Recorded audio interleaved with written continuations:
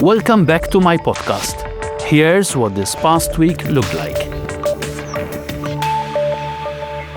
Talabni kjarezza u x'kien qont bil-wifqa biex nispjega waqqafni. Grazzi, daqshekk. Niġu għal-mozzjonijiet. Grazzi. Ordni tal-ġurnata. It has been a packed parliamentary week, the kind of week that reminds you that beyond the noise and theatrics, serious legislative work continues. Let's start with the first sitting of the week. Government introduced the first reading of a bill aimed at introducing an anti-deadlock mechanism for the appointment of the chief judge. This is an important reform, because when institutional appointments risk being stalled by partisan stalemate, the country suffers. The justice system cannot be left hanging because political actors refuse to agree.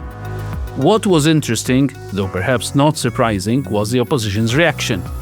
Initially, the Partit Nazzjonalista publicly agreed in principle with the need for an anti-deadlock mechanism. They acknowledged the problem, they recognized the need for a solution. But once the government tabled the actual bill, there was hesitation. Irid jaddija fil-Parlament issa, però taf x'taf Prim Ministru. Illi anke biex temenda l-Kostituzzjoni trid it-2/3 tal-Parlament u minix ħanħallik tgħaddi minn fuqna. And this is the difficulty. With the PN, you never quite know where you stand. Agreement in theory, doubt in practice. Support in principle, reluctance in reality. If you agree that deadlock is a problem, then you must be prepared to legislate to solve it. Institutions cannot operate on vague consensus. They require legal certainty. During that same parliamentary session, Parliament approved the second reading of an important reform, the establishment of a specialized family court. This reform creates a court structure that focuses especially on mediation and, crucially, on children's rights. Family disputes are among the most sensitive cases our justice system handles. They affect children, stability, their mental health, and long-term well-being.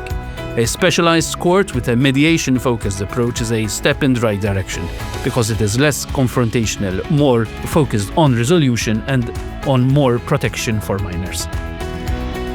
It is a people-centered practical reform, and it reflects a government willing to modernize institutions where it matters most.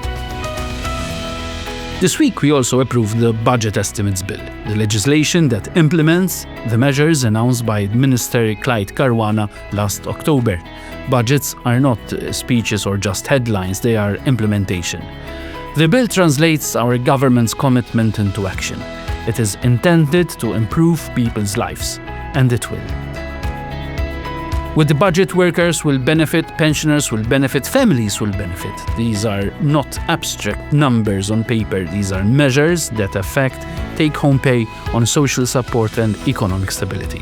At a time when the international economic climate remains uncertain, responsible implementation of budgetary measures is critical. Stability does not happen by accident, but requires planning and discipline. Beyond Parliament, I also had an interesting and substantive meeting with an Italian senator, Cinzia Pellegrini. It was more than just a courtesy call. We discussed issues of mutual interest between Malta and Italy, two Mediterranean countries facing shared regional realities.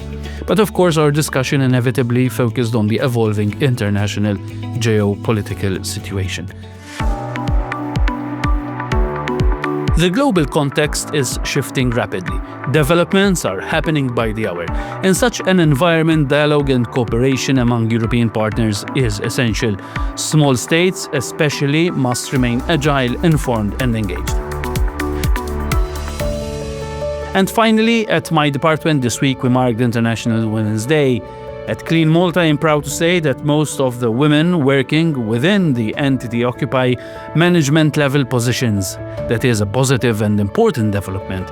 It reflects progress in leadership representation. Qatt ma ħarisna lejn l-ugwaljanza bħala favur, imma għalina l-ugwaljanza hija dinjità.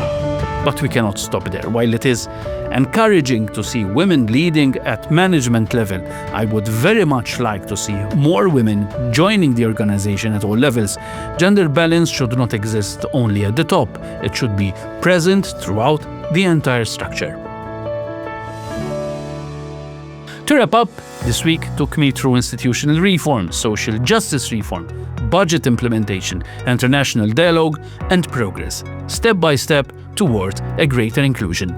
This is what governance looks like.